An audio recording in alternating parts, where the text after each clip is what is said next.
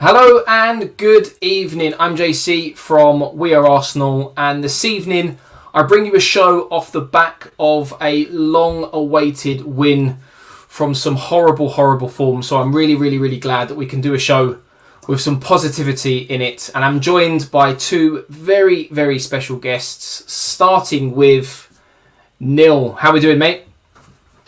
I'm doing good, bro. How are you doing? Better than the last show. Better than the last show, which is a good start. And I'm also joined. We are also joined even by Tony. How are we doing, mate? Woo. Well, I can finally breathe, and I'm still alive. So yeah, that's good. It's a good start, to say the very least. And as you can see by the thumbnail on screen right now, the first thing we're going to do is grab the thoughts of all three of us, match reaction after 90 minutes, before heading into some player ratings, player analysis. Then we're going to talk about Arteta's tactics and the way he lined the boys up. And then last but not least, we'll speak about some of the key moments in the game. Unfortunately, there was no controversy today. Unlike last time against Everton, there was quite a few pictures to digest, to say the very least. So let's not waste any more time at all. For those of you who have watched the show before, you may have noticed that we've upgraded the setup just slightly here, and we do have a little game that we're going to play during today's show as well. But coming to you first, Neil, before we get into the players in a little more and sort of a breakdown, what were your thoughts when you saw the lineup this afternoon? I don't know. I thought that it was a bit of a shock. I thought there were gonna be some changes in there, specifically within the midfield. I thought I would have seen Sambi come back in.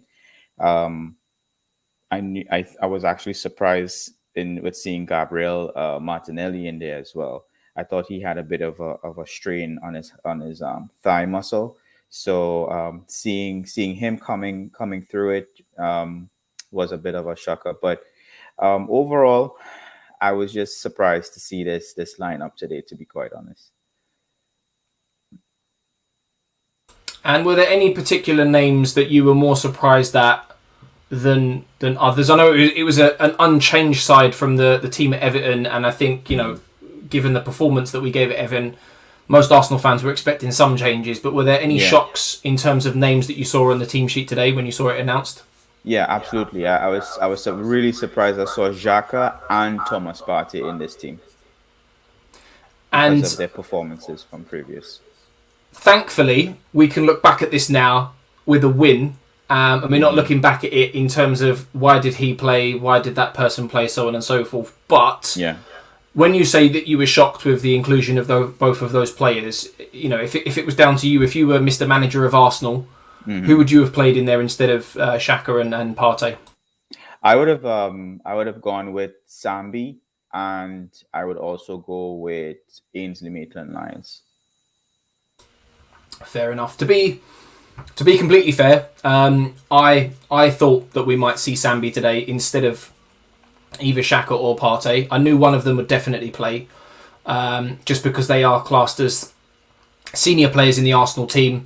I know they've not necessarily always stepped up to act like senior players, but nevertheless, Arteta seems to have quite a lot of trust in certain players within the team, and we'll get on to Aubameyang later on in today's show. But coming to you next, Tony, exactly the same question, mate.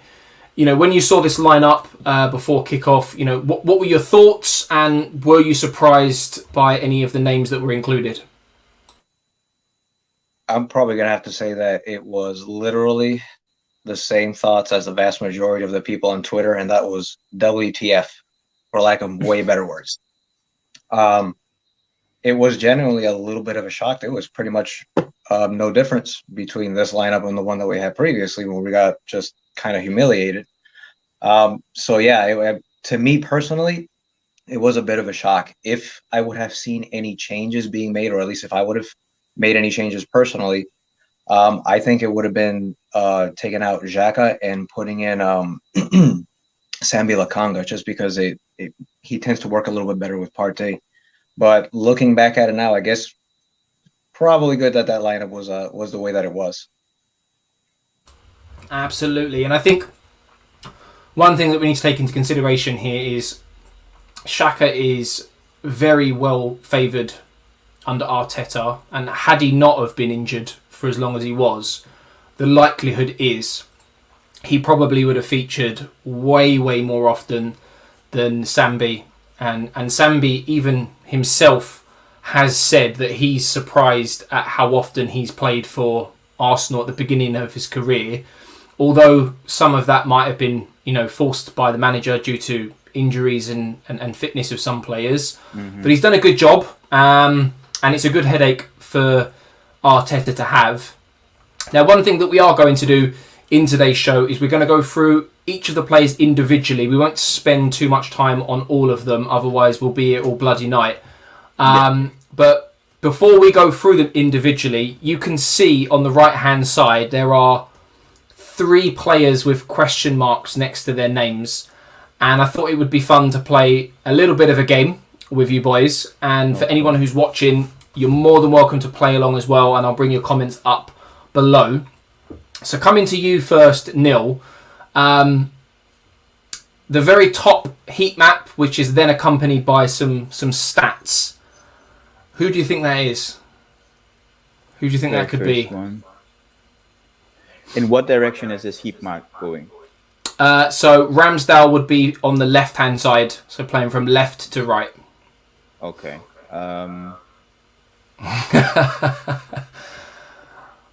And Tony, just so you know, you'll be asked the next one that's in the middle, so you've got a bit more breathing room than Neil to have a little think. I'm going to say that's Gabriel. Who, sorry? Gabriel. Centre-back Gabriel. Yeah. It's actually Martin Odegaard. So really? Yeah, Martin Odegaard situates himself slightly more towards the right-hand side of the pitch so he can utilise his left foot. And then, obviously, I think the one thing that maybe skews that is, obviously, Gabriel did bag himself a goal today, didn't he? So the 3 goal scorers were Lacazette, Odegaard, and Gabriel. So, starting with him, 3 goals now in 3 games. As I mentioned in my last stream, for those who watched, goals from midfield for Arsenal have been a huge negative, shall we say, since the days of Aaron Ramsey. But he's come up with 2 key passes today, a goal, very much involved in the game. Passing isn't as good as it has been. But, Neil, what did you make of his performance today, mate? Well, I only saw the second half, and from what I saw, and this is just going based off of what you guys were saying in the chat, because I was at my daughter's swim class for that first half. It seems as if we were very lethargic in the first half, but the second half, and what I saw, he was moving a lot more. He was finding spaces, finding gaps, playing the balls between the channels. So I thought he had a pretty confident game today in that second half. And if you had to give his performance a rating out of 10 today, what would you say that is? I'll say a 7.5. Fair. Yeah, it would definitely sort of jump between a 7 and an 8. There were some very, very good things that he done today, but there were also points in the game where he did go missing, unfortunately. But I think once he gets a string of games, we are now starting to see the Odegaard that we want and the one that we bought, the reason we bought him, for example. So yeah, I'd say that's a fair score. Coming to you next then, Tony. You've had a little bit more time to think about your answer than Neil. So we've got the heat map in the middle, accompanied by some stats again. If you had to guess who that is, who would you say it is? It was funny actually that you mentioned Odegaard the first time around, because my guess for that center one, it was going to be Odegaard. So who are you going with for that heat map then? Yeah, it's thinking about it really good. Yeah, it's Odegaard was moving around pretty good all over the pitch today. Like, that's a tough one to say. Odegaard, it wasn't. If really, really, I absolutely had to guess, I'm going to go ahead and go ahead and say that it would have been Martinelli. You're correct, mate. Absolutely spot on. So it was Gabriel Martinelli. He had a fantastic performance today. He's played, 3 games on the bounce now. Starting to give Mikel Arteta more and more of a headache, especially when you have a fully fit Arsenal team, no disciplinary breaches from certain senior players. But as you can see there today, he's bagged himself an assist, which was the corner for Gabriel's goal. 3 key passes, and 81% passing accuracy. So, Tony, what did you make of his performance today, mate? Yeah, it's pretty solid. Again, I'm sort of going with what I saw from the first half. Unfortunately, I had to go get the COVID booster during the second half, so I didn't get to see how he performed in the second. But at least during the first half, I mean, it wasn't the liveliest like we saw. Unfortunately, about the first 15 to 20 minutes, it was a nightmare start for us. But thankfully, as we kept on progressing, our tempo did pick up. And the players, instead of looking like they were just all over the pitch, actually started sort of to form a cohesive unit. And that's where it really came to life. And for Martinelli, I think he had a pretty decent performance, specifically not so much in the goal scoring aspect because, nothing fantastic happened today. But with the assist, that was fantastic on his part. And it shows a bit more flexibility in a tactical sense, which I really enjoy. Absolutely. And he is starting to contribute now, whether it be goals or assists. Now that he's being rewarded for all of his hard work. What would you give him out of 10 today, Tony? Honestly, it would probably be very, very similar to what Neil gave. Somewhere between a 7.5 to an 8 also. Not counting the really sluggish start that we had when the team actually gelled together properly and, they sort of got into the rhythm, as it were. They all performed pretty good. So with him, I will probably go ahead and give him a 7.5. Perfect. Yeah, I thought he had a really, really, really good performance. There were some good runs that he made in the first half and then as the game went on. So yeah, I'd say that's probably about fair. Now, we were supposed to be joined by Keith this evening. Unfortunately, he's unavailable due to unforeseen circumstances. And that was one of the reasons why I had 3 players on screen. So, Neil, I'm going to come back to you on this one. I hope you've sort of anticipated me coming back to you potentially, but with the third and final one at the very, very bottom, who is your guess if you had to hazard a guess? Lacazette. Not correct. No. Tony? That's a lot of movement down to that I can see. Maybe I would have said Tomiyasu. Correct. Tomiyasu, who... Again, I thought had a really, really solid game today. I think, touching upon what you said a moment ago, Tony, that sort of first 10, 15, 20 minutes was a little touch and go. There were some questionable passes at the back, some questionable positioning from the defenders. But yes, we grew into the game, and it wasn't a performance like the one at Everton where it came back to bite us on the backside. We pushed on. But if you had to sort of analyse those stats, boys, coming to you first, Neil, what would you say his performance today was out of 10? For Tomiyasu? Yeah. 87 touches, 81% pass rate. As much as he was good today, he's had better games. So I'd give him a 6.5. Tony, do you agree with that?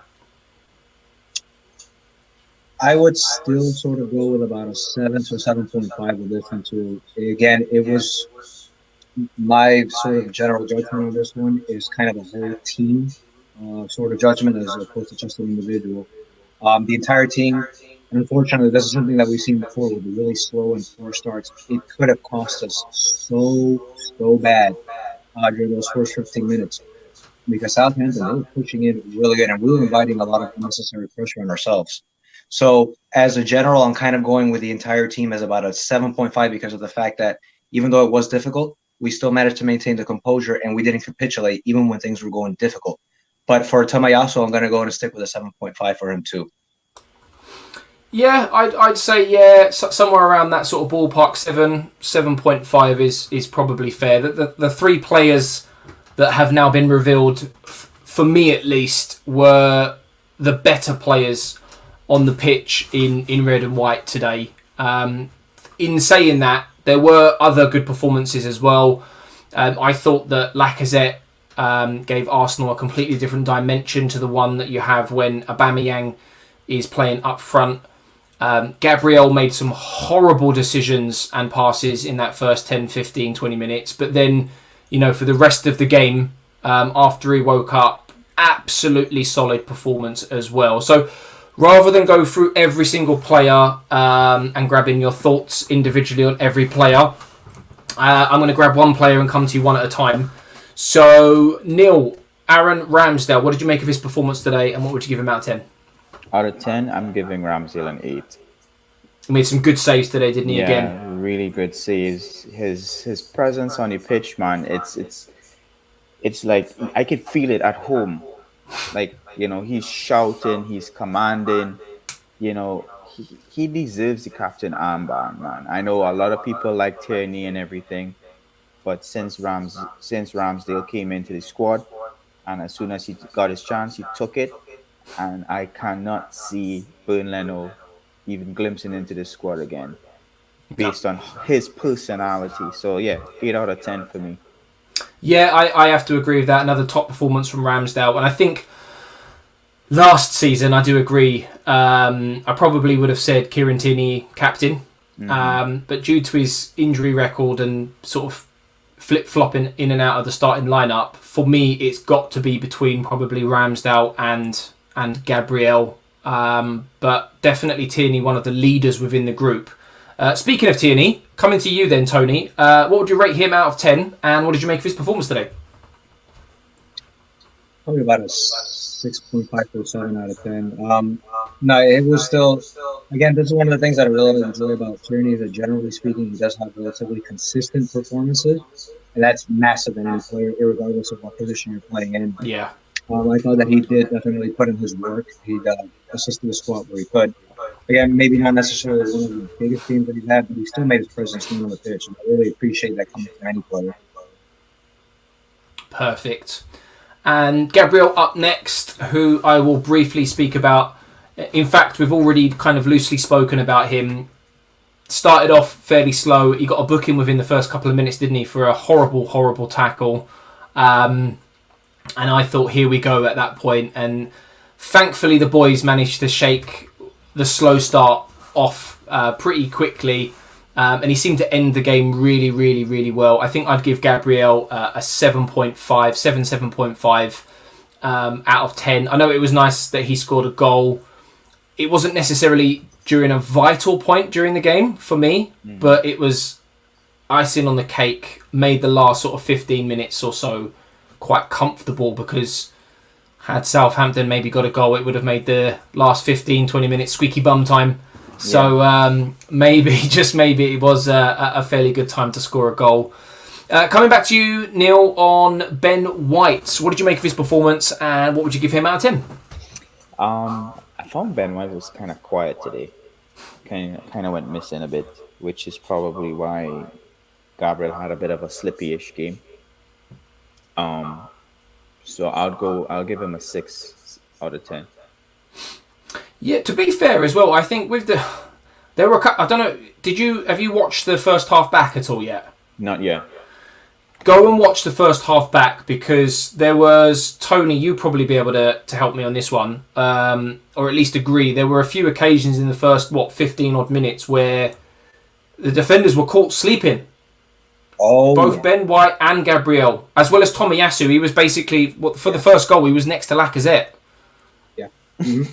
He was way out there, man. And it's I kind of joke about this, but I'm also currently serious when I say this. Sometimes I swear I have to wear adult diapers during like the first 20 minutes of any match, because it really just is one of those where you don't know what you're gonna get, and it sort of sets up the tempo for how the rest of the match is gonna look. Thankfully, this one was one of those ones where we were able to sort of slap ourselves awake, because this was going to end really bad if we kept on going at the tempo that we were any further. Just to butt in very quickly. So yeah, sure. when I got home and I was listening to the halftime show, the panelists were saying that they were talking about the first goal from Lacazette, but then the positioning of Tomiyasu, and he was like right next to him in the 18-yard box. Yeah. So that's a huge gap being like, because if that didn't go our way, it's one ball ping over the top into that area and they're in. So it was a risky move, but I don't know. We'll see how it goes. We'll see how the whole thing unfold. Yeah, I have to agree with you there because we were talking about it in our WhatsApp group during the game. Now, Tomiyasu seems to have been given a slightly more advanced role since the Liverpool game is when I first noticed it. And what I've seen happening is that when Arsenal are then out of possession after an attack, you've got our left back who is more situated obviously towards the left-hand side, which is then meaning that someone like Ben White is having to pull across towards the right-hand side, stretching our two centre-backs, leaving huge gaps. And Neil, go back and watch that first half because that's exactly what was happening in that first 15 minutes. And there were occasions where, funnily enough, when we were speaking, I think it was during the last game with Keith, Neil, and Keith said you could literally drive a bus between the two centre-backs. It was exactly the same today. And look, I don't want to sound negative because obviously we won the game today against the team that we should be beating with all due respect. But had we have been playing against a better team today, those mistakes or those areas that were left so open in that first 20 minutes would have been exploited, and we could have been having a very, very, very different conversation. Now, thankfully, we don't have to worry about that, and we walk away with 3 points and 3 goals. Yeah. Moving into the next player. It's a good thing that you brought that up, though, that because something like that, like the performance that we had during the first 15 to 20 minutes, that's going to come back, and that's going to be a big factor when we have to go up against West Ham. West Ham, they're above us right now, and they're up there for a reason. It's not luck. Yes. Those guys are very, very good. And mistakes like that, that's going to come back and bite us in the backside if we're not careful. 100%. I agree completely. When you've got a big, powerful, strong striker like Mikel Antonio and Jared Bowen, who's coming into form at the moment at West Ham, those are problems you could do without. So hopefully, us amateurs, if we can identify it, someone like Mikel Arteta and his team, the pros with all their analytic teams, their analysts and so on and so forth, will have identified that today. Fingers crossed, because it will be our undoing, unfortunately. We would like to hope so. Yes, we would like to hope so. But Tony, coming to you on this next one, Granit Xhaka, been a bit of talk of the town really since coming back into the lineup. He splits the fan base. What did you make of his performance today, and what would you give him out of 10? Yeah, Granit Xhaka, man. That guy, he splits the fan base more than my own personality is split. There was one thing that just really that sort of makes me give him like a 6, and that was the fact that I don't know. You might not have seen it, Neil, but during just about when we were about to enter into the second half, before the halftime, sorry, I had no idea what happened between him and Caballero, the goalkeeper. But he ran right up on him, and he got right in his face. For a split second, I thought this man was going to get sent off. I thought he had put his hand on him. I'm not sure if you guys saw the incident, but that was I caught the start of it. I caught literally the start of it because Willy Caballero, he was like this, wasn't he? Like he was doing that to the ref. He was doing the card gesture. But literally, as he started doing it, it cut. So I didn't see the full incident play out. Wow. Yeah, you got to see it. I swear, I almost thought that he actually did put his hand on him. When I saw him get in his face, I'm like, ay, Dios mío, like the Spanish came out of me. I might have said a couple of words I shouldn't have said in Spanish. But you're a professional. You're expected to act in a professional manner. Yeah. What the goalkeeper is doing is none of your business, dude. Don't worry about it. I mean, he's not calling you out. He's not bringing you in. Let it go. Just let it go. Don't ruin it for the rest of the team by getting yourself sent off. And It is mind-blowing as well because, we're obviously at that point of the game, we're in a winning position. Mm-hmm. We're literally on the cusp of half-time. Mm-hmm. The ball is with the opposition goalkeeper, a completely non-threatening position, but yet he still feels the need to go and give his mouth's worth for whatever reason. I do completely agree with you. As a senior player with a track record of being stupid at times, like he did at Man City earlier this season, last season when he gripped the Burnley player by his throat, he's got a bit of an edge to him at times, and I think sometimes the opposition, they know this, and they do try to play up to it for obvious reasons. If they can get an edge over the opposition by doing it, then you can't blame them. But he's 28, 29 now. He should know better, and I think a 6 out of 10 would probably be fair because there were a few occasions in the first half where he gave the ball away quite cheaply, lost possession quite cheaply. I don't know if you agree, Neil. Listen, Granit Xhaka he just doesn't learn. He just does not learn. He continues to do the nonsense and he gets away with it because he walks straight into this team. And hence that's the reason why he continues to do the nonsense. Like why would you do that? As you guys said, that at that point in the game, I didn't see it, and I'm gonna look back at the game, so I'm gonna look out for that especially. But if it's from a non-threatening position, why are you trying to hurry the game along? You're already winning. You want to go into halftime without conceding a goal. So relax yourself. But again, he walks into the team. Other players, they do one mistake and they're out of the team. They're hugging the bench for 3-4 games while he's doing all of this, putting the team under more pressure should he get a red card for those type of antics. And when the ban is up, he walks right back into the team like nothing ever happened. No, well said. Well said. There are other players that have definitely played far better than he has in a shorter period of time as well during their Arsenal careers. I'm going to come straight back to you, Neil, on the next player, Thomas Partey, who's had an absolute nightmare in recent times in an Arsenal shirt. However, credit where credit's due. I do appreciate that it is against with respect, lesser opposition, a team that Arsenal should be beating. But we saw a bet of, I'm not going to say an exceptional, I'm not going to say an 8 or 9 out of 10 performance from Thomas Partey. But Thomas Partey today compared to Everton, Man United, so on and so forth, we saw a slightly better version of Thomas Partey, in my opinion at least. What did you make of his performance today, and what would you give it out of 10? I would say it's an improved performance from what we've been seeing. Definitely not as many loose passing as he had in previous games. Out of 10, and only because of the opposition that we played today and we were at home, I'll give him a 6, a flat 6. Fair. Okay. Right, next player on the list. I don't want to sound too harsh about my ratings, but I think it's just an improved performance. That's it.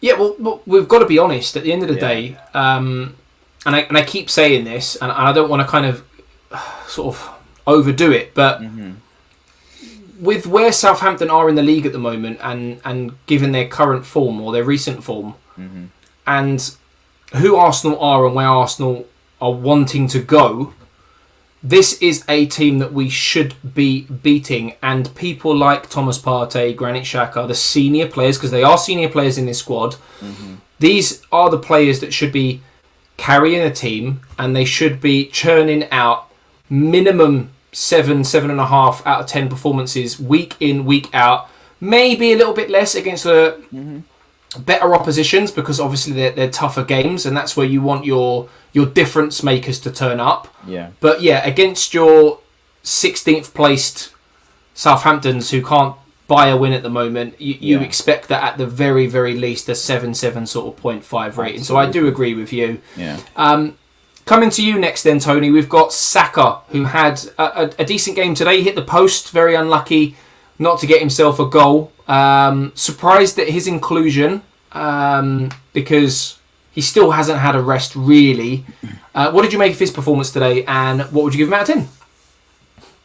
7.5, but to be honest, I think I would actually really give him an 8 for the effort that he put in. We know he hasn't exactly been at the peak of his performance. It could very well be due to the fact that he hasn't gotten rested particularly much. That said, though, he when he was on the pitch, he was definitely a presence that could be felt. And I'm not talking about just because of the fact that he managed to get the assist for the first goal, but the fact that he was also attempting to make the goals, and he was very unlucky. But his work ethic, as always, is always constantly there, and that's one of the things that I love about Bukayo Saka is that when he's on the pitch, even if he's not at his best, he will always try to give you 100% of his best. Yeah, I agree. He literally loves Arsenal, doesn't he? He's just one of those players, very similar to Emile Smith-Rowe. Going back to what Thierry Henry said a few weeks ago, I think before the Man United game, that those are the two players that he always gets excited about every single week when Arsenal play. So, yeah, I was a little bit surprised that he didn't get a rest this week because of who we're playing next, West Ham. And that's going to be a really, really tough game for Arsenal. A really physical game. When you look at some of the players they've got in their lineup, you've got Kufal, you've got, I think it's Diop at the back, there's the guy in midfield, Soucek, Antonio. These are big, big lads. It's going to be a really, really physical game. And he's been battered most weeks that he's played, like literally kicked all over the park. So I was surprised he played today. But at the end of the day, if you've got to win games, you've got to play your best players. So, you know, Arteta's maybe doing it to help himself as well. Finally, we have Lacazette, who managed to get himself a goal today. Repaid the faith in his manager with the first goal of the game, which set the tone. What did you make of his performance today, Neil? And what would you give him out of 10? I'll give Lacazette an 8, a well-deserved 8. I think he's been the one to kind of carry the team, even though he's been benched. The energy he brings whenever he plays, the direction, the leadership. He kind of does it from the front while Ramsdale is doing it from the back. So you have two sets of voices really echoing and trying to push the team on to do something positive. And whenever he scores, you see the genuine like thrill and joy for scoring. I mean, we haven't seen it from Aubameyang because he hasn't been scoring, but he does his flip and it's like a big presentation. But for Lacazette, his whole body just continues to shake. So I'll give Lacazette a 8 out of 10 for his performance today. Yeah, I thought Lacazette played well today. I think he tailed it off towards the end of the game. Yeah. I don't know if that's a fitness thing because he hasn't been playing regularly. Obviously, he had a run of games in the team when Odegaard wasn't playing well, and it seems as though they've kind of switched places. But given what Aubameyang has done recently, and the different dimension, in my opinion at least, that Lacazette offers, and the fact that he's bagged himself a goal today, he's justified his selection. And if Aubameyang has been, if we're putting it politely, a naughty boy away from the football pitch, surely he starts against West Ham. He has to. Absolutely. If Arteta is willing to pick the same exact team after a dreadful, characterless performance against Everton and manages to bag himself a 3-0 win today against Southampton, surely, unless there's an injury, unless his hand is forced, surely he doesn't change this team. I don't see him changing it. I honestly don't. And as for the difference in dimension between Lacazette and Aubameyang, what Aubameyang brings to the team, you might get him to press a bit, but it doesn't continue through the 90 minutes. You get that from Lacazette from minute 1 to minute 90 plus 94 minutes.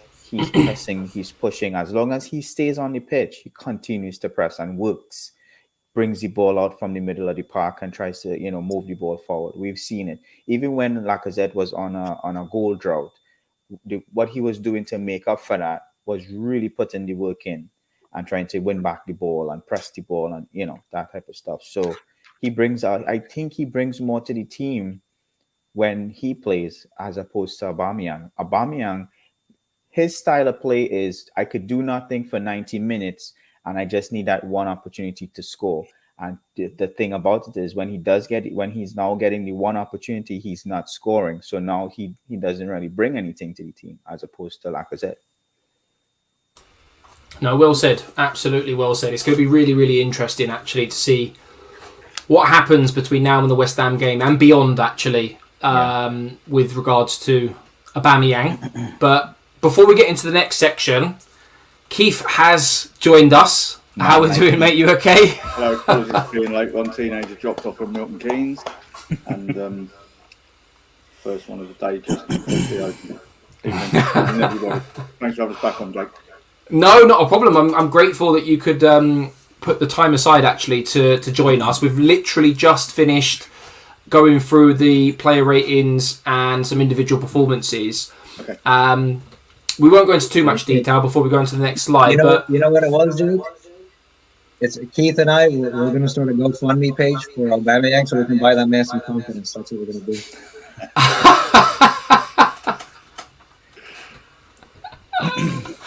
Oh, brilliant! Before we go into the next slides, Keith, in your opinion, were there any really bad performances or any performances that stood out for good reasons today for you? First 20 minutes, I thought everybody except Ramsdale was shocking. The amount we've given the ball away, and I mean, I mentioned in our chat that I wasn't sure if we were at home to Southampton or away to Bayern Munich, because I think they'd had 5 shots on goal before we'd even registered anything. It seemed to be when Martinelli won on that run, won a corner, that seemed to spark everyone into life. Don't know if that's how it really happened. That's kind of the way I saw it. My stream was buffering like no one's business, to be honest. But after that, I thought I was very impressed with Lacazette. To be honest, if you were to ask me 100 times over the last 12 to 18 months who I'd pick out of him and Aubameyang, I'd go for Lacazette every single time, purely because of the effort he puts in, the drive he's got. He brings much more to the team. And as Neil was saying just now, without his goals, Aubameyang doesn't really bring anything at all. There's so much I'd like to say on him at the moment, but I won't. I'll perhaps keep that for another time. I thought Saka did well, especially for Lacazette's goal. The defending was shocking, but the ball he put in was brilliant. He was unlucky not to get a goal for himself. I thought Odegaard played well. I thought Partey played well, even though he didn't really stand out. I made a point of watching him and the things he was doing off the ball. He was keeping it simple, and he reminded me a little bit of an invisible wall. He just no nonsense. He did all right, but I think the most impressive one for me is Gabby Martinelli. He's bringing a lot more to his game now. He looked a little bit like a rabbit in headlights when he was coming and making subs appearances earlier on in the season. Obviously, he's got that drive, but it's almost like he was trying to move too fast with the ball, and he was running down blind alleys a lot. You're starting to see that he's much more composed now, and the fact that he's doing a lung-busting run down the left-hand side in the 93rd minute, chasing what was essentially a lost cause, can't ask for any more than that, really. I completely agree with you on Martinelli. I think now that he's got a couple of games under his belt consecutively, I think 3 now, if you include the Newcastle performance where he came off the bench and scored, but he's got goals and assists in his game, and depending on who is available against West Ham, for me, he's got to be one of the first names on the team sheet at the moment, just because of how direct he is, how much he drives the ball. He's an absolute nightmare for a defender. You do not want someone like that running at you. No. Yeah, you don't. I'm sorry, but I wouldn't want him running at me at all. So we will speak about Aubameyang because he is a hot topic at the moment, but we'll do that at the very end of today's show. After this section, we've got sort of key moments. Tactic-wise, again, another new section on the show for people to take a little look at. On one side, we have some match stats In the middle, we've got the substitutions that Arteta made, and then on the far side, we've got our heat and positional maps as well. Use the information to answer the questions. Don't use the information to answer the questions. It's entirely your choice. In recent weeks, we all know that whether or not Arsenal go 1-0 up, whether or not we're ahead in a game, we love to sit deep. Now, it was in some respects a little bit like that in the first 10, 15, maybe 20 minutes. But after we got that goal, it changed. And it wasn't so much of that painful defending a lead situation that we've seen in recent weeks. So coming to you first, Neil. In terms of the way Arteta lined the boys up today, did you see a difference in the way Arteta lined his boys up? No. And if so, what was it that you saw that was different? There was no real difference in the way that he set the team up. In terms of just that physical setup. What was different was the fact that it seems as if he encouraged the team to really press on after the first goal, which is key and which is what we were lacking from in previous games. If we went one goal up, we tend to sit back and try to protect that scoreline. Whereas in today's game, he like, you know, I'm guessing it's because we were at home, you know, he really went for it. But I would like to also see that in the away games as well, especially if, you know, we draw the first blood, you know, you try to go in for the kill, you know, go for it, you know, don't hesitate. Like, I would rather see the team do that. And even if we, you know, do concede a goal from that type of you know, press, you know, that's okay. You know, at least we know that we're hungry to get more goals to, you know, to ease up the scoreline. So yeah, that's my whole take on his setup today. I think it was more of a mentality change than a physical setup change. Yeah, the mentality thing that you mention is something that all of us here today have spoken about, and many Arsenal fans have openly talked about recently as well. Coming to you, Tony, now with a similar question, I suppose, in the sense of, you know, were you happy with the way, you know, Arteta lined the boys up today? You know, did you see any kind of differences compared to previous games? But to kind of second that question, mentality-wise, a lot of Arsenal fans recently have said that it's a very young Arsenal side, and it might be the naivety of this Arsenal side which has meant that Arsenal have dropped back in games. And other people are saying that Arteta is to blame because of his coaching. So which way do you see it?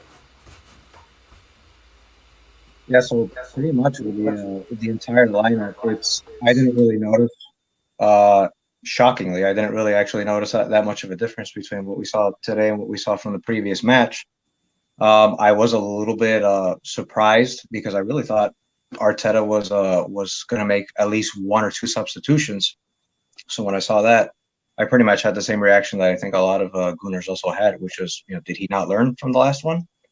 Apart from that, though, you know, I really do agree with a lot of what Neil just finished saying. This was, all right, the first 15 to 20 minutes, they were rough. And that's where I was genuinely scared. Like, I really, really was, because it looked like we sort of had the exact same mentality from Manchester United and Everton, which is we were pretty much lost out there.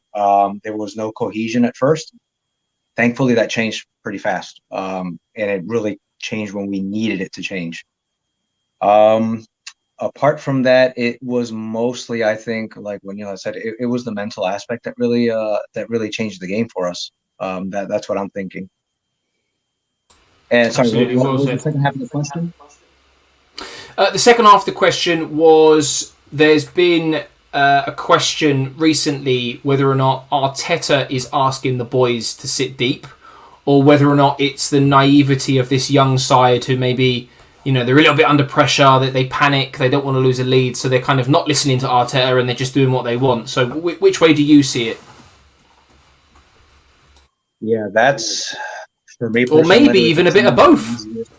Yeah, that right there, just what you just finished saying, because that's kind of how I tend to see it. Is it might be a mixture or a combination of the two things, and it's a combination in the worst possible way.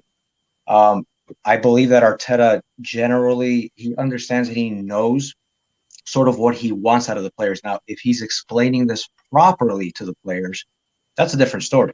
Or if the players are just losing faith in the style and in his tactics, that's also a very different sort of an issue that's going on over there. But I really do, just as you mentioned, I really think that it's a combination of those two things. I think it's sometimes tactical blunders on Arteta's part, a bit of naivety from the players, and also, even to a certain point, a bit of rebelliousness from some of the senior players who maybe think that their way will be the better way to do it.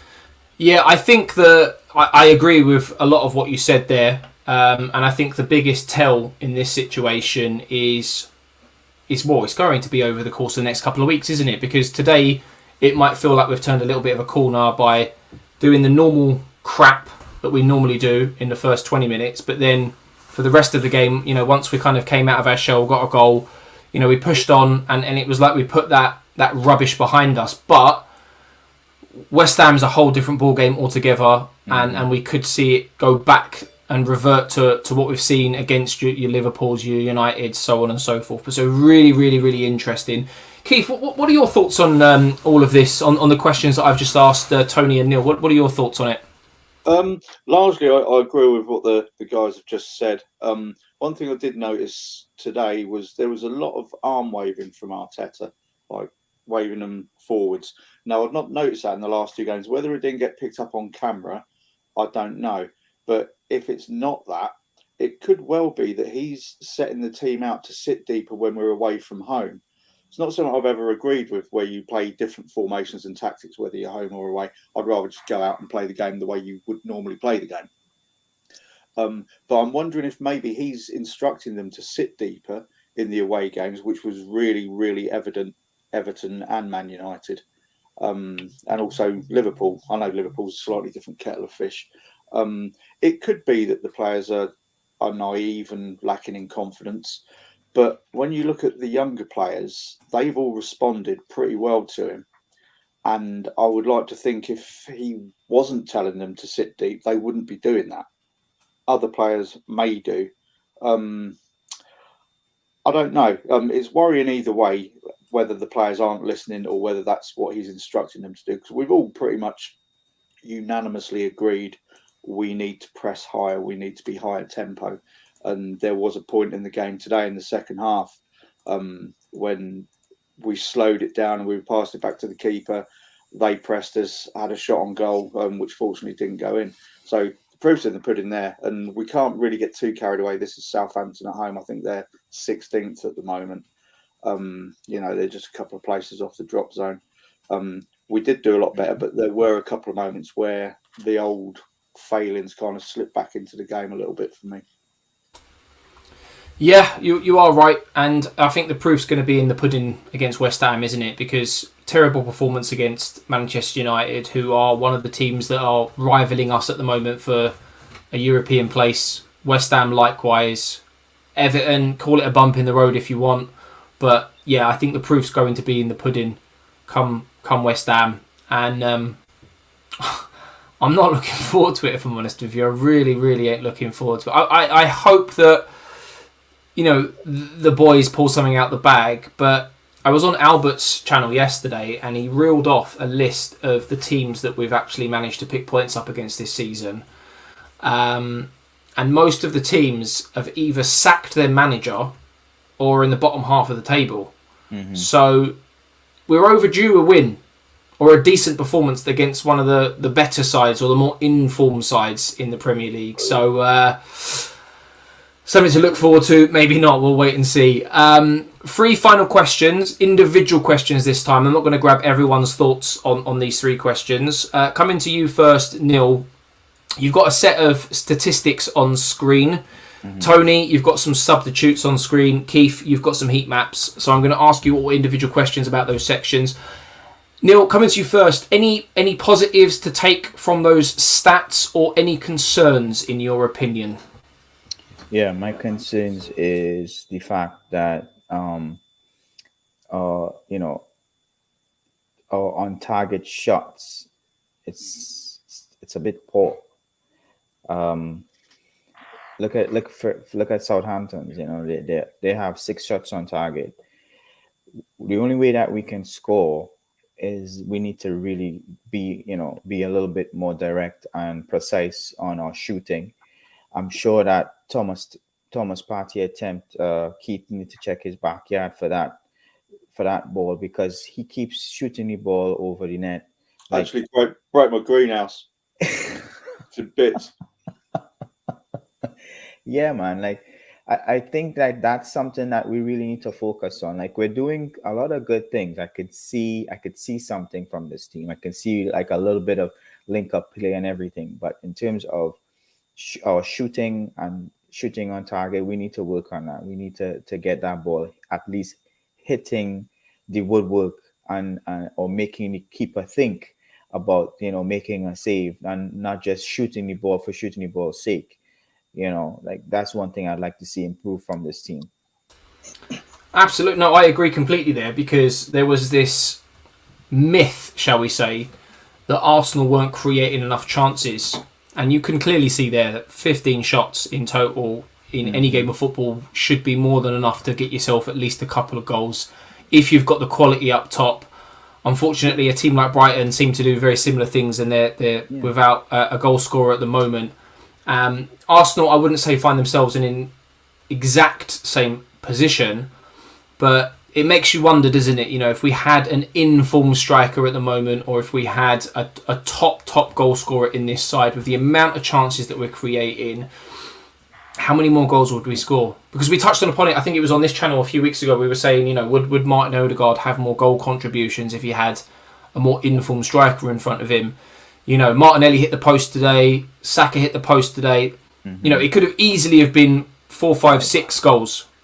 We just need that cutting edge up front. So yeah, some really, really good points there, Neil. Coming to you next, Tony, with the substitutes. For anyone who is struggling to see the pictures, I think I might have to make them a little bit bigger in the next stream. We've got Gabriel, who went off for Holding in the 69th minute, Xhaka, who came off for Sambi Lokonga in the 81st, and then Lacazette, who came off for Pepe in the 83rd.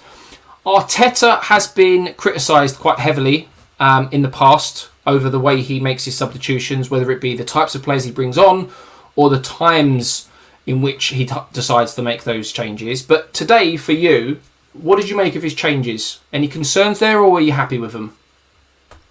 In my particular case, I wasn't actually able to see how the players impacted directly the game, because unfortunately these were all during the second half. I was out. I had a really hot date with a very sharp needle.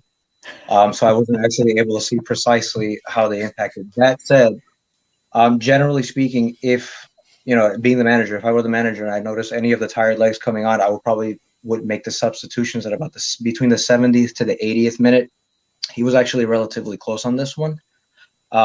So in that sense, I think it was pretty good, the timing of the substitutions. I can't really say for the players again, because I didn't actually get to see the performance live as I would have liked to. I know that from what I was able to hear, at least because I was listening to the match, it did seem like we sort of slowed the tempo maybe during the last 15 minutes or so of the game. I don't know if Arteta did that on purpose to sort of slow down the pace and maybe give the players a bit of rest. But on the whole, I think that he made the right substitutions, or the necessary substitutions, at the right time. I agree with you. And for at least 2 of the substitutes, the reason I agree with you is, number 1, Gabriel had a yellow card where Southampton were chasing the game. And he, at the moment, is just unbelievable in terms of how he's been playing for Arsenal in the Premier League. So great decision there for Arteta to protect him against what's going to be a tough game against West Ham. Sambi Lokonga came on for Granit Xhaka. Maybe a little later than I would have liked, because obviously 1 minute too late. Yeah. Exactly. Yeah. I was shocked at the fact that he got 90 minutes against Everton and then started again today. But I would have liked that change to happen a little bit sooner today, because again, he's been out for months. I don't understand how he's managed to complete 81 minutes. But he made the substitute, so fair play. I'm going to come back to you, Tony, because this one doesn't require you to have watched the whole of the second half. Okay, this one is just more opinion. how shocked were you when you saw Pepe come on today? I know it was only 6, 7, 8 minutes because, you know, over the last few, I think it's like 2 months since he's last played a game of football. I think it's October since the last time he featured for Arsenal. And, you know, Nketiah has been coming on ahead of him, and then Aubameyang came on last week, and blah, whatever the situation. So what were your thoughts when you saw this? Because I was absolutely gobsmacked. I had to basically recheck that when I heard it because I thought that the Holy Ghost had smacked me right in the face. To be brutally honest with you, I was about as shocked as anybody else when I actually heard that name being mentioned. I'm like, really? Wow. So I don't know if maybe Arteta's trying to send another one of his low-key messages or whatever. That maybe he's trying to gain more trust, more confidence in Pepe. But yeah, it was at the time when I heard that the substitution was made and who it was, I was pretty shocked. Yeah, I was very, very shocked. And the thing that makes me laugh the most, and I'm going to grab Neil and Keith's thoughts on this as well, because it is a talking point, a big one in the club at the moment with Pepe. Yeah. But the thing that makes me laugh the most is you've got Nketiah, who doesn't want to be at the club. He's getting minutes ahead of him. And then you've got Aubameyang, who isn't acting like a captain, breaches whatever rules he's breached today. And you've got Pepe, who, fair enough, he might not be training hard or anything like that, but he has never breached the rules. He's never come out and said anything against the club. He's never said anything about Arteta, but yet he seems to be the one losing out more so than people like Nketiah, who doesn't want to be at the club, and Aubameyang, who couldn't give two shits by the sounds of it. So, going to come to you on this one, Keith. What are your thoughts on, or what did you think when you saw him come on today? What was going through your head? Mate, I was flabbergasted. I did not expect to see him again. It seemed like his time was done, which is a shame because, like we said before, the end of last season, he was literally on fire. He was pulling rocks up, and then hasn't really had a look in this season. Personally, I'd like to see him have a go up top, just to see if he can do it, because I don't like him on the right. It's far too easy to read, and you know every time he gets the ball what he's going to do. Mm-hmm. On the left, he looks pretty good. But my initial thought was, I was just checking my phone to see what today's date is. The transfer window opens in about 20 days, and the club don't want him to be a forgotten man. They want him back out in the public consciousness, and Arteta clearly doesn't fancy him, whether it's to do his work rate. I don't know. Like you've correctly said, Nketiah and Aubameyang, they shouldn't really be anywhere near that starting lineup or the bench even. And then this poor fella, he doesn't seem to have ever put a foot out of line. And he's, like I said, I thought he was done. It was actually quite nice to see him coming on in the 83rd minute, to be honest. I weren't against it. It was all yeah, right. I was the same. It was nice to see him, and there is that question mark over what you said. Is it down to the fact that they're trying to, get him in the shop window, attract a few clubs maybe, show that he is potentially capable in a different league that isn't as quick or physical maybe. I don't know what the situation is. But Neil, have you got anything to add on the situation before I come back to Keith on the final question for this section? Yeah, definitely. But just want to let you guys know when I do answer this question, I do have to drop taking the family out to dinner. But with regards to Pepe, I agree with Keith in the sense that yes, the January window is open. You want to bring some kind of awareness to the other clubs that may be interested in him. I feel as if there is no plan for Pepe to be in this squad. But they're not going to get other clubs interested in him by giving him 6-7 minutes of game time. Pepe is the kind of player that needs 3-4 games of good game time to really show his form. And that's where he showed his form towards the end of last season, when he actually got a good look into the team. And, he had 2-3 games and he was starting to bang in a couple goals, so I can't see how giving them, a couple minutes here, a couple minutes there is gonna, really bring an interest from other clubs for Nicolas Pepe. And to be quite honest, it's very, very unfair. There is clearly some kind of favoritism with some of the players, and he's not one of them. And we talked about Xhaka earlier. Aubameyang is going to walk into this team after this whole thing. Apparently, he went to a trip that was not approved by the club, and that broke the disciplinary rules, and that's why he did not feature in today's game. But after that whole thing is done with Aubameyang, I'm sure he's going to get a look into the team again after that. So I feel like he's really it's not treated right at the club, and I hope that if he does leave and he goes somewhere else, he really makes us upset about selling him because of what he can really do and contribute to this team. Yeah, I think the writing's on the wall with this one. I'd be very, very shocked if he doesn't leave.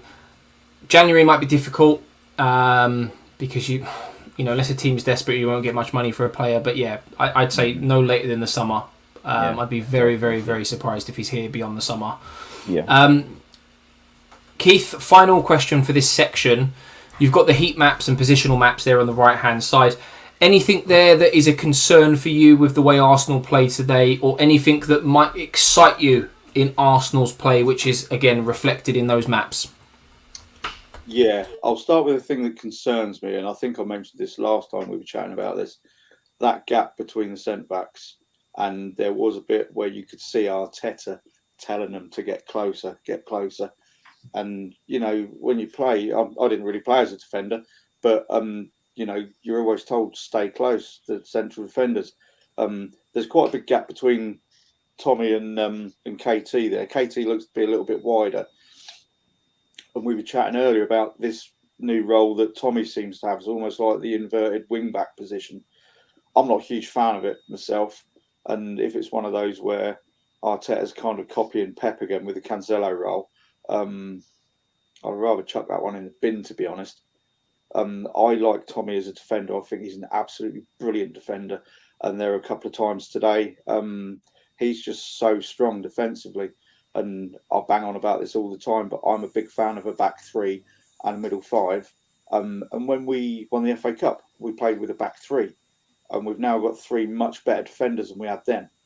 Mm-hmm. I would like to see a back three and let Ben White step out, which he's so adept at doing. Then he's got extra backup. So that's the thing that concerns me. The thing I do like the look of is where number 35 is on that map. That's beautiful to see. And you don't expect Lacazette to be the furthest forward because that's not his game. You know, if the number 9 was swapped for a number 14, you would expect the 14 to be further ahead. But I love how far forward 35 and 7 are there. Shows how much joy they were having on the flanks. And Martinelli just gives us that. It's such a good out ball. He's so fast, and as he proved today, he can do it for over 90 minutes. And I'm so happy to see him coming back into form. Now, with the heat map, I'm confused about the red bit there. I didn't think that Tommy had the ball there very often. It seemed like he was much further forward. I think it's Ben White. I think Ben White contributes to that quite a lot because of where Tommy was with that inverted role. Yeah, so Ben was coming out wide, which is probably why the 4 and 5 are so far apart as well.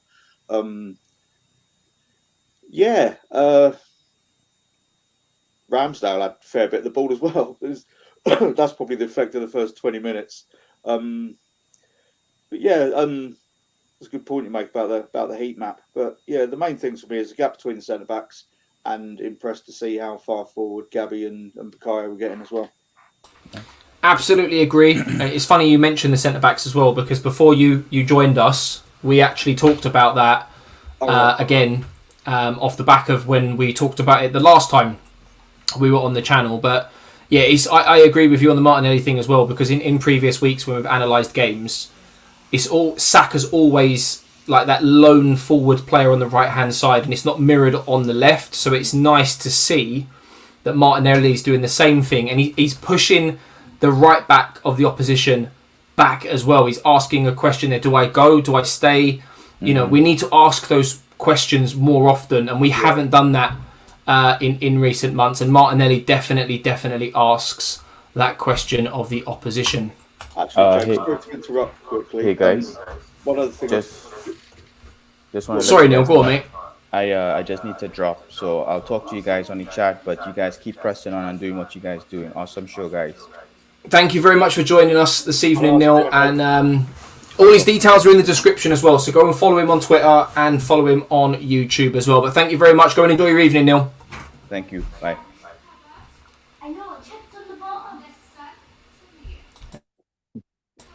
There we go. Right, okay. So yeah, final section of today's show is key moments. And for anyone who watches my channel on a regular basis or features on it like you two, last week, I think there were like 7 or 8, no, I say last week, last game even, Everton, there were like 7 or 8 pictures in this section. And normally I only like to have around about sort of 4. The contrast is huge. I couldn't find a picture of the disallowed goal through VAR, but to be fair, it was quite clear cut anyway. I don't think there were too many arguments around that. The first goal that we scored today, for me, this whole passing around the ball at the back malarkey, you see Liverpool do it, you see Man City do it, you see a few other teams do it, and they make it look so easy. Arsenal make it look so bloody difficult because we make so many mistakes and we concede so many goals off the back of doing it. But today was one of those times when it did work. I don't know how many passes it was in the end, but we played with the ball around at the back. It ended up at the other end of the field and it ended up in the back of the net. What were your thoughts on this goal, Tony? That was it's the style in which it went, and it was really, really nice. It's weird because usually I sort of more often than not have the tendency to not actually really see the goals as just in, not in the sense that I don't physically see them, as in the sense that I can't quite predict it when it's going to go in. But the play was so nicely set up, and it was so smooth the way that it went inside. It was just absolutely perfect when it went in like that. Absolutely. Arsenal of old, those one-touch passes, the quick movement. It was really, really, really, really nice to see. What did you make of it, Keith? The thing that impressed me the most, and this is absolute textbook from Bukayo Saka, you look at the position he's in there, I think that is just before he takes a look. See, the temptation would be to keep going towards the front stick there, but he has a look and he sees where Lacazette is, and I can't remember what Lacazette did with his run, whether he went in and came back out again. But he had so much space. At the time Bukayo's played the ball, I'm presuming the defender who's just inside, or the defender who's deepest there, has come forward even deeper, which has created the space for him to play the ball to Lacazette. And you picked up in the chat earlier about Tomiyasu being literally next to Lacazette. I didn't notice that when I was watching the game. But that was a really, really good pickup, and that kind of sums up the role that he was playing today. And I love the way he finished it, the way he put it back across the keeper, and it was a strong finish. Great goal to watch. It was actually pretty interesting too. So sorry, just one little thing I was going to chime in on, because I realized I think in the entire match we had about 531 passes, because I was checking out some of the statistics afterwards. It was interesting to notice that we were attacking from on the left side. It was 39%, 35% from the right, and 26% from the middle. But according to the statistics that I was actually checking out, from the middle, we made 73% of the actual shots, and we noticed it a lot too on this particular match. A lot of the shots that were going in, they were coming in straight from the middle. That is interesting as well. When you look at the heat map, a lot of that was very, very wide.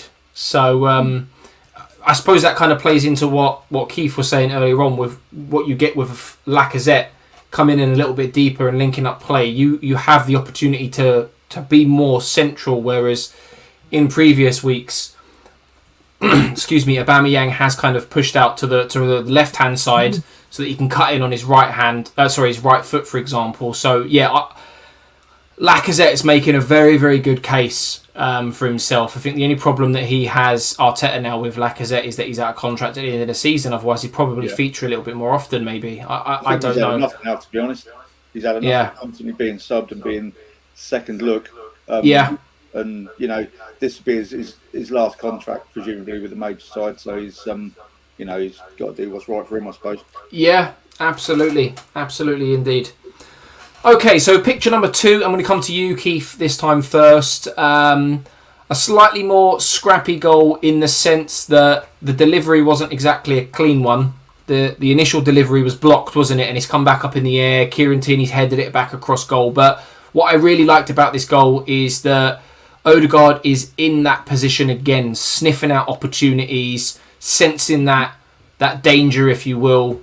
And we've got a goal scorer from midfield at the moment. I don't want to get ahead of myself, but another assist for Kieran Tierney as well. So a lot of positives from this move. What did you make of it? The 3 things that really stuck out to me was it looked a bit like Bukayo Saka was going to lose the ball, and then he played it back to Tommy. And in times gone past, it would have been have a touch, go back inside, and recycle the ball. I love the fact that Tommy just launched it in first time. That's kind of a little bit of a throwback to the George Graham days, which I got really fed up with, I'd like to say. But to see him do that, as opposed to the passing it inside and moving it slowly, that was great balling. The next thing was, I don't care what anyone says, Kieran Tierney was having a shot, and he styled that out beautifully when that went under his foot. And I said, all nice techers by KT. He did fluff it, but it was one of those days where it paid off. And the cross came back, and then he headed it in. And exactly the same as you, Martin Odegaard is timing his runs brilliantly now. I said a couple of weeks ago that ESR was getting better at that. As far as this goes, I think Odegaard's a couple of months ahead of ESR with this. And the proof, again, is being shown the last 3 games. He's got 3 goals. And I think the last 3 goals have all come from a ball coming into him. He's timed his run and he hasn't been tracked. I'm not noticing what he's doing before he makes the run, but he's timing it to perfection. He's done phenomenally well. And I spoke about this on Albert's channel yesterday. It's for him. When you look at him, I know he's been a Real Madrid player, if you want to call it that, because he's been out on loan so many times whilst at Real Madrid. But he's played in so many different systems around so many different sets of players that when he comes into a new side, it takes him time to adapt. It takes him time to learn the system and find that role that works for him. Because he's not that typical modern day number 10, if you will. But he's managing to make that role of his own now. He knows deep down that long term, this role that he's playing behind the striker is his long term, with Lacazette leaving the club in the summer and Smith Rowe making a case out wide for himself. But Judge, what did you make of this goal, mate? It's spectacular, to be honest with you. And it once again, Odegaard just finds himself in the perfect position for this. And it isn't really a coincidence. It's not luck. It's the fact that Odegaard, he recognizes his position on the pitch. He knows right where to be for the perfect opportunity. And it's pretty evident because this is now his 3rd goal in 3 games. And we actually won this time. So, hey, the Odegaard curse is broken. Thank the Lord as well, because I literally, you were the one who brought it up. I didn't realise this was a thing until you brought it up. And the longer it's gone on, the more it started to concern me. So I'm glad. I'm really, really glad that curse is no longer a thing. 3rd and finally, we scored another goal from a set piece, which is really, really, really good to see. And Gabriel scored quite a few goals from corners during his time at Arsenal, which again is another really, really good thing to see. I think the last time he scored was it Leicester? Yeah. I think it might have been Leicester at the near post, the sort of the flick on over Kasper Schmeichel. But it's just really, I don't think we need to overanalyze this one. I think we can all probably agree that Arsenal scoring goals from set pieces, corners, free kicks, that kind of thing now, having that presence in the box with big players like Gabriel, Ben White, Tomiyasu, who I can't wait to get his first goal, is just such a really, really, really good thing to see. Would you guys agree, or...? Yeah, again, there's not really a huge amount of analysis you can do on this one. It's a corner. He's got up and he's scored. But I'm seriously considering putting him in my FPL because he is, not only is he he's getting goals. He's getting more opportunities. Now, I know, a lot has been said about how much our set pieces have improved, and they have massively. And he, in particular, is reaping the rewards. All right, we all know that the first one was, there's no way that they were going to give that. But on another day, he could have had 2 goals. And he's getting on the end of a lot more stuff. Yeah, and he will be, no doubt, he'll be on the end of more before the season is done. Anything to add on that, Judge, mate, or...? Not a whole bunch. Now, again, unfortunately, this one I had to see it on the replays because this was during the second half, so I didn't get to see it physically. That said, though, I'm not overly surprised that we scored yet another goal. It could have easily been 3 or 4 at the halftime. So I did kind of feel like there was going to be another goal coming through, especially with us continuing to attack through the middle, which was sort of our style of play for this particular match. But yeah, I knew it was coming. Yeah, as I said, I think we're all in agreement that it's just nice to see more goals being scored from our centre-backs, from corners and set pieces. Nothing really too much to over-analyse there in terms of whether or not it was, a good run by Gabriel or poor defending from Southampton. But I think that's pretty much going to wrap things up for today's show. Tony, thank you very much for coming along this evening, or this afternoon, if you're based in the US. Tell the people where they can find you, what you're all about, and all that good stuff. I am about as simple of a creature as it gets, man. Just Twitter. That's the only thing that I actually have. It is under Aletris Antonio, my name. Or you could just check for me under Judge Fred DeLong. As I've already mentioned before, I do love sci-fi, geekery, all that stupid stuff. But my primary thing has been and will always be Arsenal and all my fellow Gooners around the world. And Keith, that shirt, I love it. He's going to start making bids on it soon, Keith, I think. No. This is not grabs, I'm afraid, Tony. That's on your shirt, mate. Well, look, Keith, I know you came late. I know you had some stuff to deal with, so I really do appreciate, even though you had some stuff going on at home, that you managed to find the time to spend with us this evening. So really, really massive thank you for coming on. But, of course, tell the people what you're all about, where they can find you and all that good stuff. Thank you, mate. Yes, just firstly, again, thanks for having me back on. And literally, it's no problem. I was gutted when I realised I couldn't get back to the man. I was like, oh, no! So it was no problem to get back and get on. But if anyone wants to look me up and follow me as Mad Rambling One on Twitter, I'm normally on there. Probably more than I should be, to be perfectly honest. And I've also got a channel on YouTube called Mostly Arsenal, where I talk mostly about Arsenal and sometimes about random stuff. I even went into politics the other night. So yeah, have a look at that if you fancy that sort of thing. And whilst we're about it, do not forget to like this and subscribe to Jake's channel. And hit that bell. Well said. No, thank you very much, boys. I really do appreciate you both coming along and sharing your opinions. Everyone's details are down in the description below, including Neil, who had to shoot off a little bit early. And as Keith said, if you have enjoyed today's show, do hit that like button and subscribe if you're new around here. Keith, Tony and Neil are becoming pretty much resident guests on the channel at this point. And I've got no problem with it. They're going to feature on the show many more times over the course of the season, no doubt. But for now, guys, that about wraps things up. Thank you very much for coming along. Drop a like, subscribe, and I will catch you maybe with these guys after the West Ham game. But for now, I'm JC, and we'll catch you next time.